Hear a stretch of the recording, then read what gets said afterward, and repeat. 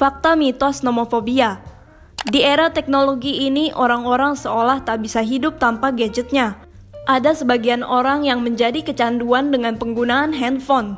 Hal ini berkaitan erat dengan kecanduan internet, karena kebanyakan tontonan, permainan atau game, atau fitur menarik di gadget yang sering digunakan dapat dengan mudah diakses melalui internet. Tapi tahu gak sih Sobat Privisi, kalau rasa takut dan cemas berlebih apabila seseorang jauh dari ponsel atau gadgetnya memiliki istilah medis, yaitu nomofobia. Simak fakta dan mitosnya dari penjelasan Dr. Lahargo Kembaren, spesialis kejiwaan, berikut ini. Fakta atau mitos nih dok, nomofobia lebih merasa cemas ketika jauh dari handphone.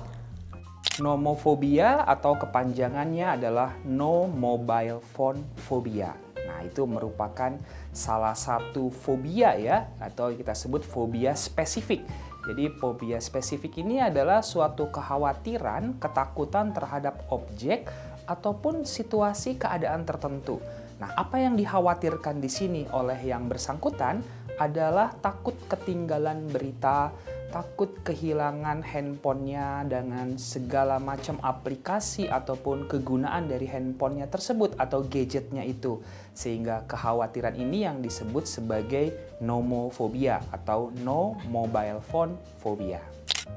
Fakta atau mitos, nomofobia paling banyak diderita oleh pria. Pada beberapa riset menunjukkan bahwa nomofobia ini bisa diderita oleh laki-laki ataupun pada perempuan ya.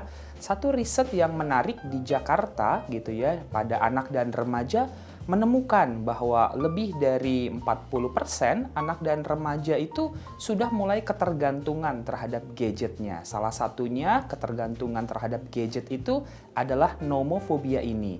Dan didapatkan bahwa 7 dari 10 remaja perempuan itu ketergantungannya terhadap media sosial. Sementara 9 dari 10 remaja laki-laki itu ketergantungannya terhadap game online.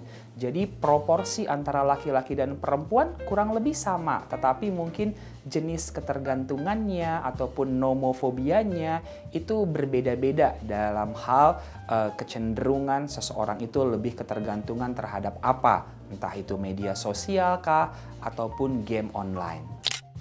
Fakta atau mitos, nomofobia adalah gangguan kejiwaan.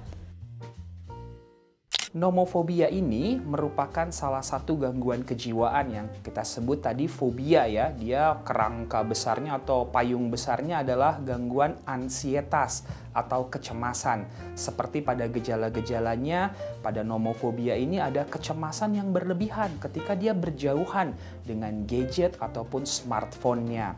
Tetapi nomofobia ini bisa juga menjadi salah satu gejala dari suatu gangguan kejiwaan yang kita sebut adiksi perilaku. Adiksi perilaku ini sama kayak adiksi terhadap zat ya, adiksi terhadap narkoba, adiksi terhadap misalnya rokok atau alkohol. Nah, sekarang ini kita mengenal yang kita sebut adiksi perilaku. Nah, salah satunya adiksinya adalah ketergantungan terhadap internet, terhadap gadget, terhadap game online. Dan itu merupakan salah satu gangguan kejiwaan tentunya yang harus kita perhatikan. Nah, ada beberapa gejala-gejala lain dari ketergantungan terhadap internet ataupun terhadap gadget ini. Selain dari nomofobia, di mana dia khawatir dan cemas berlebihan kalau tidak menggunakan gadgetnya, hal yang lain adalah ketika seseorang tuh selalu berpikir untuk membuka dan memakai gadget ataupun internetnya. Kemudian waktu yang dibutuhkan untuk menggunakan gadget atau internet ini semakin lama semakin bertambah. Sebelumnya mungkin hanya setengah jam, tapi sekarang kok kayaknya setengah jam belum cukup. Bertambah jadi 1, 2, 3 jam, sampai malah kesehariannya lebih banyak menggunakan gadgetnya ini. Kemudian yang berikutnya adalah ketika orang ini berusaha untuk mengurangi penggunaan gadgetnya ini, malah dia merasakan hal-hal yang tidak nyaman gitu ya. Jadi ada efek putus zat ya pada kasus nomofobia ini atau pada ketergantungan gadget ini. Kemudian muncullah gejala-gejala mental emosionalnya. Dia menjadi marah, emosi ketika dilarang ataupun dihambat untuk menggunakan gadgetnya ini. Dan yang terakhir adalah mulai itu performance dalam hidupnya sehari-hari terganggu. Nilai-nilai di sekolah mungkin, tugas-tugas yang harus dia kerjakan di kantor, relasi dengan orang lain mulai terganggu. Jadi ada efek-efek negatif dari penggunaan gadget yang berlebihan ini. Nah, semua gejala-gejala tersebutlah yang menunjukkan bahwa seseorang ini sudah mengalami gangguan kejiwaan, yaitu ketergantungan terhadap internet ataupun gadget yang sekarang kita kenal dengan adiksi perilaku. Apakah dampaknya bisa menjalar ke gejala lain? Benar sekali. Jadi ketika seseorang itu ketergantungan terhadap gadget atau ada gejala nomofobia, maka WHO sebenarnya sudah memberikan peringatan juga ya, selama pandemi ini kita perlu hati-hati nih penggunaan gadget yang berlebihan. Yang pertama itu efeknya terhadap kesehatan fisik.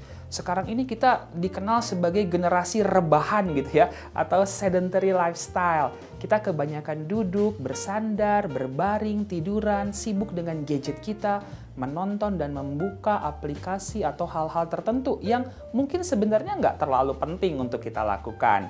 Kemudian fungsi kehidupan kita jadi terganggu ya. Kita jadi terlambat tidur pada malam hari mungkin, atau terlambat bangun, kurang aktivitas fisik dan olahraga. Kemudian nutrisi, asupan makanan juga jadi kurang baik, yang kurang bergizi. Dan yang juga perlu diperhatikan penggunaan gadget yang berlebihan ini adalah konten yang kita tonton gitu ya. Kalau kita lebih sering menonton konten-konten yang sifatnya kekerasan, pornografi, itu akan mempengaruhi tuh mental, emosional, dan perilaku kita. Dan yang terakhir adalah resiko untuk terjadinya masalah atau gangguan kejiwaan seperti kecemasan, depresi, bipolar, dan adiksi terhadap penggunaan gadget yang berlebihan ini. Fakta atau mitos, orang yang sedikit-sedikit lihat handphone tanda orang stres. Iya ya. Jadi perlu ditanyakan juga ya, dia lihat handphonenya karena apa nih gitu ya. Kalau untuk suatu kepentingan yang sekolah atau kuliah atau memang bagian dari pekerjaan dia mungkin wajar-wajar oke. Tapi kalau dalam pembahasan kita hari ini yang kita sebut nomofobia, tanpa alasan tertentu dia dikit-dikit ngecek handphonenya, atau bahkan ada yang kalau ketinggalan handphone di rumah tuh kayak setengah nyawanya udah hilang gitu ya. Nah itu dia sudah ada suatu gangguan ya, bisa jadi pada orang ini ada suatu keadaan yang kita sebut stres ya. Nah, stres ini kan ada dua macam. Ada stres yang sifatnya positif, itu membuat seseorang itu bisa mengoptimalkan potensinya. Tetapi ada juga stres yang sifatnya negatif. Nah, kalau kejadian itu menimbulkan suatu dampak yang negatif dalam kehidupannya gitu ya. Dia jadi marah-marah, emosi, relasi dengan orang lain terganggu, bahkan pekerjaan dia pun tidak bisa terselesaikan dengan baik. Nah, kasih tips atau saran untuk penderita nomofobia dong, Dok. Ya, yang pertama tentunya perlu disadari ya. Oh iya ya, kayaknya saya terlalu terikat dengan handphone nih, sudah mulai kecanduan nih terhadap handphone saya. Nah, menyadari bahwa ada suatu penggunaan handphone atau gadget yang berlebihan merupakan langkah awal yang perlu kita pikirkan dan lakukan. Baru langkah kedua, lakukan yang kita sebut digital detoksifikasi. Nah, detoksifikasi digital adalah coba mengambil jarak sejenak ya dengan handphone kita. Misalnya kita komitmen nih, oke nih 1 minggu ke depan aku mau hapus dulu aplikasi media sosialku, Instagramku, Facebook, atau Twitter misalnya. Itu bagian dari diet media sosial atau kita kenal dengan digital detoxification. Dan ternyata dengan melakukan digital detoxification ini secara reguler itu sangat bermanfaat untuk kondisi mental kita ya. Kita jadi nggak terlalu lelah dengan aktivitas yang ada di gadget kita ya. Dan cobalah juga mencari aktivitas-aktivitas yang non-digital. Nah, harus disubstitusi tuh kesenangan dan pleasure yang kita miliki pada waktu kita menggunakan gadget, tentunya harus digantikan dengan aktivitas lain yang juga sama menyenangkannya. Misalnya anak muda sekarang apa ya, healing gitu ya, healing jalan-jalan keluar, tamasya, rekreasi, pergi ke alam yang natural itu adalah kegiatan non-digital yang sangat positif dan baik juga ya.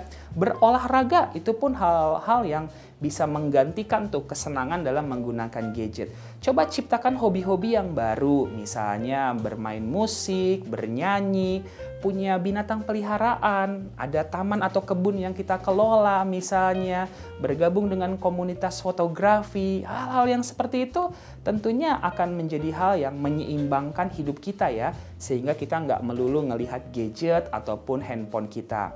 Nah, kalau itu dilakukan secara konsisten, maka kesehatan jiwa kita akan terjaga dengan baik dan kita akan terhindar dari berbagai efek samping akibat penggunaan gadget yang terlalu berlebihan. Sekian pembahasan untuk tema nomofobia. Saya Dr. Lahargo Kembaran SPKJ. Sampai bertemu pada pembahasan yang berikutnya.